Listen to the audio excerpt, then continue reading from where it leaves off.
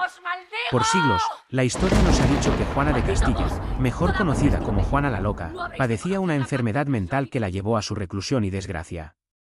Pero, ¿y si la verdad fuera mucho más oscura? ¿Y si no se tratara de locura, sino de una afectación espiritual? Los testimonios de la época nos revelan hechos tan esclarecedores como perturbadores: su aversión a lo sagrado, su odio hacia sus padres, su violencia descontrolada y sus blasfemias. Su conducta fue tan aterradora que los sirvientes que la atendían en la fortaleza de Tordesillas suplicaron la ayuda de sacerdotes, quienes intentaron exorcizarla. Sin embargo, el miedo a que se supiera la verdad era tan grande que se prohibió a estos sirvientes salir de la fortaleza, evitando así el escándalo que causarían al contar lo que estaban presenciando en la reina. Los registros también nos cuentan que un santo de la Iglesia Católica solicitó formalmente que se le practicara un exorcismo, convencido de que Juana no estaba simplemente loca, sino poseída por fuerzas oscuras. ¿Qué ocurrió realmente con Juana de Castilla? ¿Fue una víctima de fuerzas demoníacas que la condenaron al aislamiento y al olvido? Acompáñanos en esta inquietante investigación sobre una de las figuras más enigmáticas de la historia. Corría el año de 1554, cuando Francisco de Borja le escribe al príncipe Felipe II acerca de la enfermedad de su abuela doña Juana. Recordemos que para ese año Juana de Castilla contaba con 74 años, y se encontraba recluida dentro del castillo de Tordesillas, ya que se pensaba estaba loca. Proponía el sacerdote Borgia, entre otras cosas, impedir a las mujeres al servicio de doña Juana entrar en su habitación, colocar crucifijos en todas las dependencias del palacio, instar a doña Juana a oír misa diaria y que se le leyeran los santos evangelios, rociar agua bendita en sus aposentos y que se le practicaran exorcismos.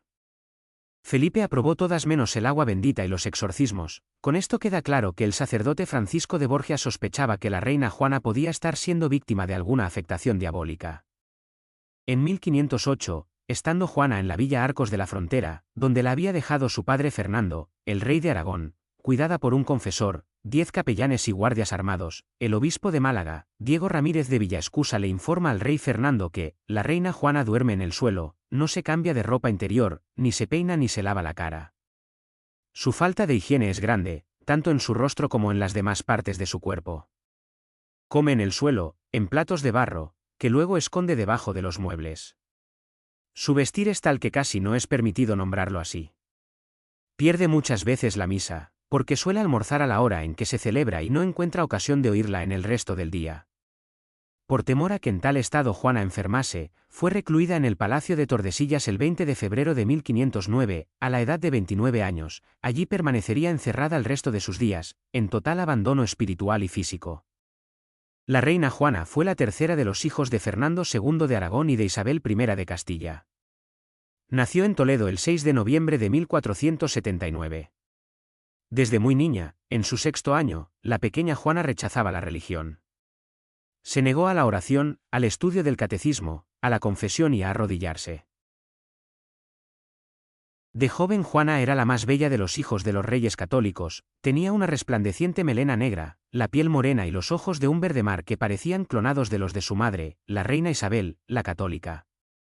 Aunque, en honor a la verdad, la infanta era la misma cara de su abuela paterna, la bellísima Juana Enríquez, por lo que su madre solía llamarla en broma, mi suegra.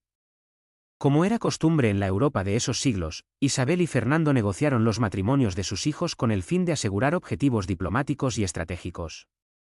A fin de reforzar los lazos con el emperador Maximiliano I de Habsburgo contra los monarcas franceses de la dinastía Valois, ofrecieron a Juana en matrimonio a su hijo Felipe, archiduque de Austria. A cambio de este enlace, los reyes católicos pedían la mano de la hija de Maximiliano, como esposa para el príncipe Juan. En agosto de 1496, Juana fue despedida por su madre y hermanos, e inició su rumbo hacia Flandes, hogar de su futuro esposo. Sobreviene su primera desilusión: al desembarcar allí Felipe no la está esperando ansioso para darle la bienvenida, como ella lo anhelaba. Durante más de un mes, Juana de Castilla irá adentrándose por las tierras de los Países Bajos. Al fin en Lierre, cuando corría ya el 12 de octubre, se produce el encuentro con su futuro esposo. Y entonces ocurrió lo inesperado, el golpe de pasión, la furia incontenible del sexo. A la primera mirada, nos comenta el hispanista alemán Ludwig Fandl, se encendió el apetito sexual de los dos jóvenes, ella tenía 16 años y él 18, con tal fogosidad que no esperaron al casamiento fijado para días después.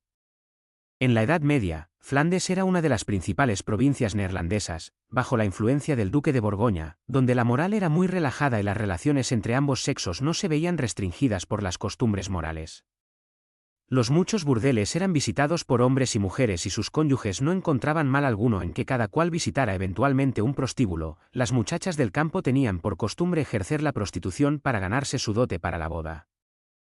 Ese fue el escenario que encontró Juana, rodeada además de clérigos disolutos venidos de Francia y aunque nunca había sido piadosa, ahora estaba abandonada de cualquier costumbre religiosa.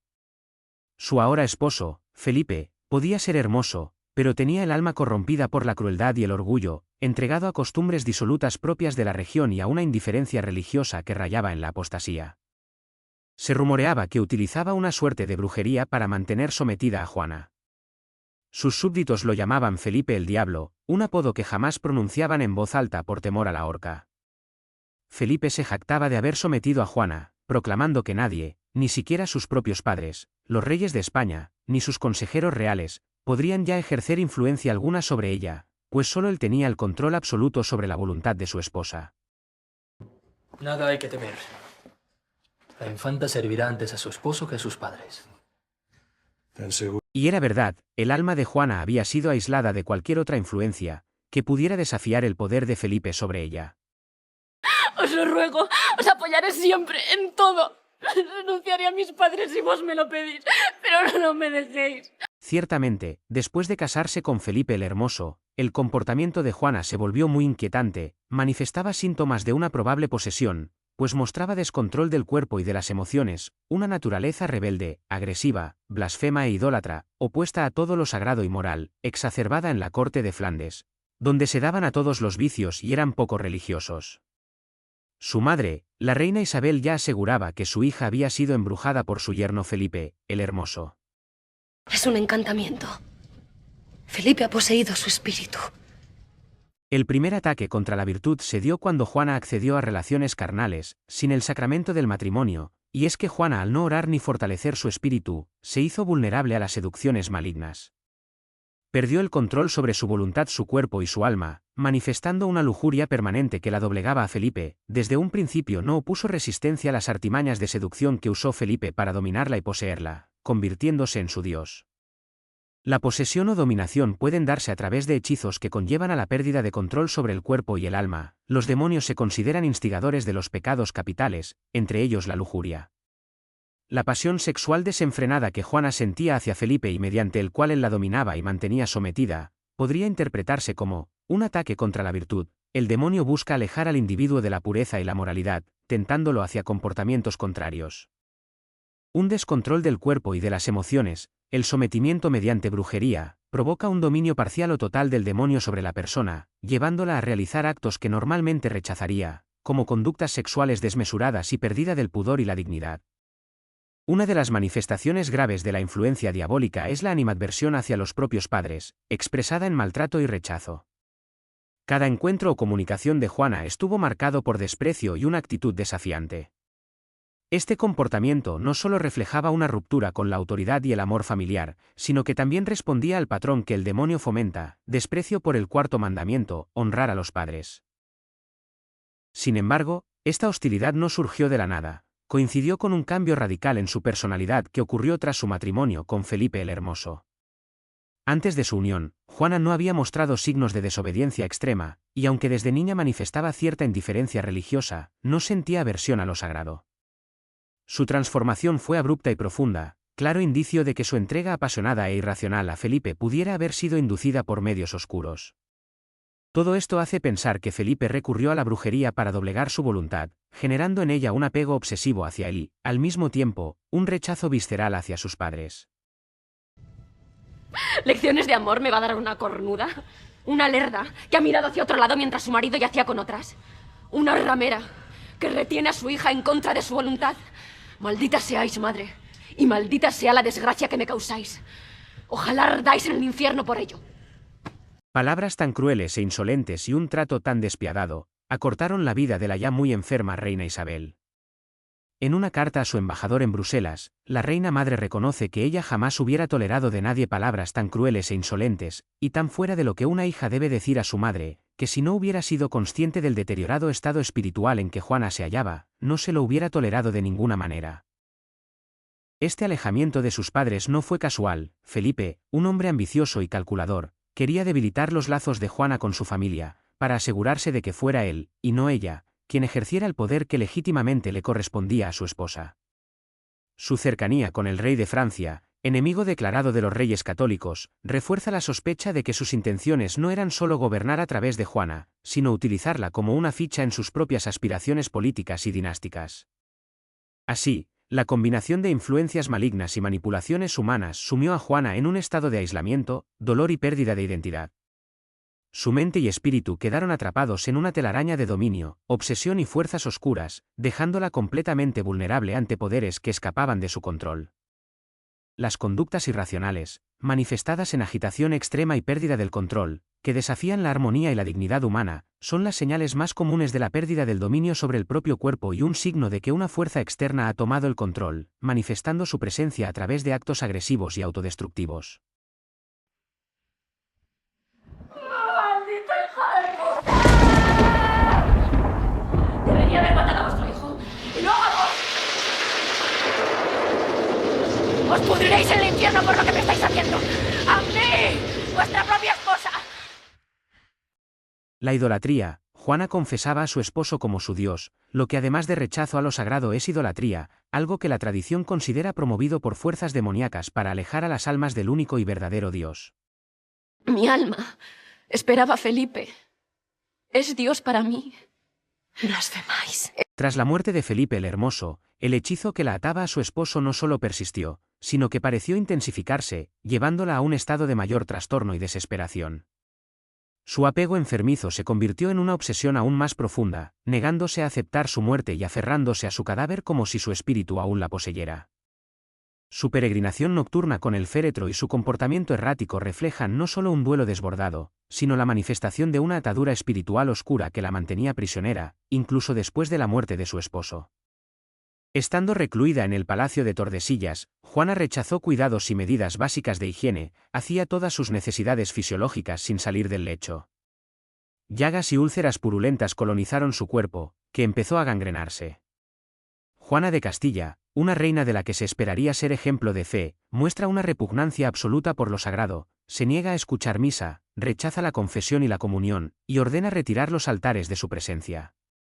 Su comportamiento no solo es insólito tratándose de una monarquía católica, sino que resulta profundamente inquietante para quienes la rodean.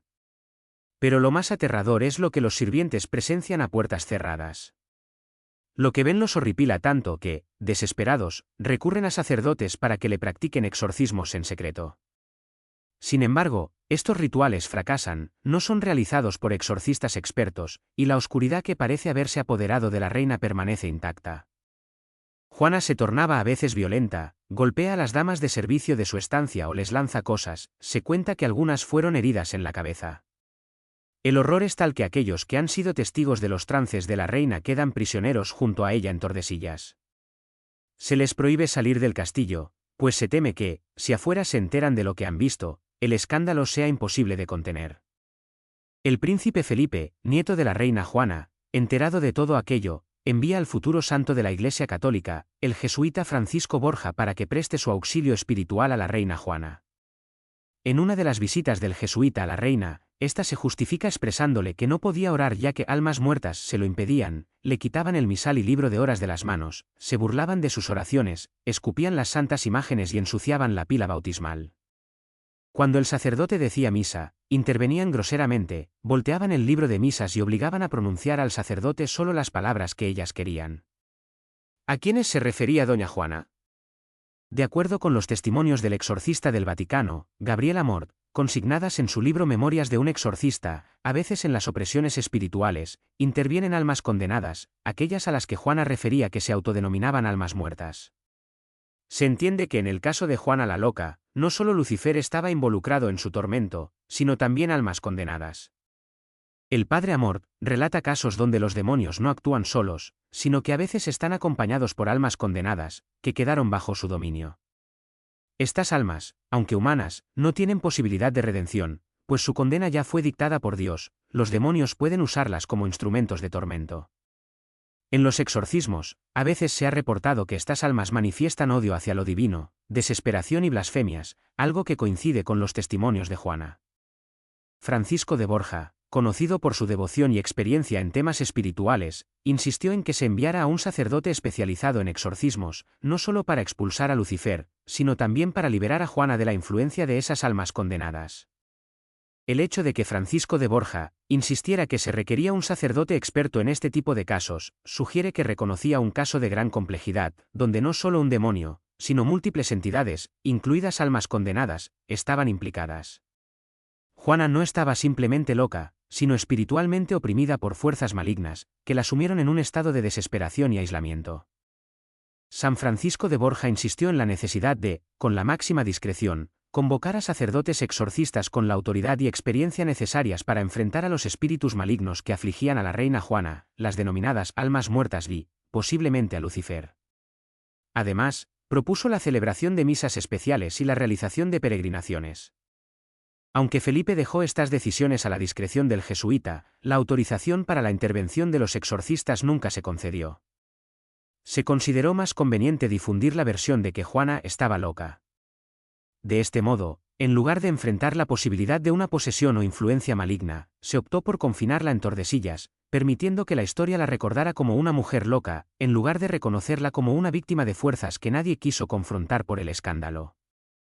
Asimismo, San Francisco de Borja manifestó a Juana que no podía absolverla, por su excomunión de la Iglesia, solo le daría una absolución deprecatoria. ¿Significa esto que él no tenía el poder para levantar la excomunión que pesaba sobre ella, sino que únicamente podía pedir a Dios por su alma, y si era autorizado, remitir el caso directamente al Papa? Obviamente el Papa no podía ser enterado de esto. Los días de la reina se acercaban a su final. La pregunta que surgió fue, ¿podría en su estado espiritual recibir los sacramentos, sin incurrir en sacrilegio contra la comunión? Domingo de Soto, teólogo de la Universidad de Salamanca, dictaminó que solo podría recibir la extremunción, mas no la comunión. El Jueves Santo de 1555 doña Juana moría, fue asistida en su lecho de muerte espiritualmente por San Francisco de Borja. Sus últimas palabras fueron, «Jesús crucificado, sea conmigo». Así termina la historia de Juana, una reina cuya profunda perturbación espiritual fue mantenida en secreto por sus cercanos, para evitar a toda costa el escándalo que su verdadera condición podía desatar.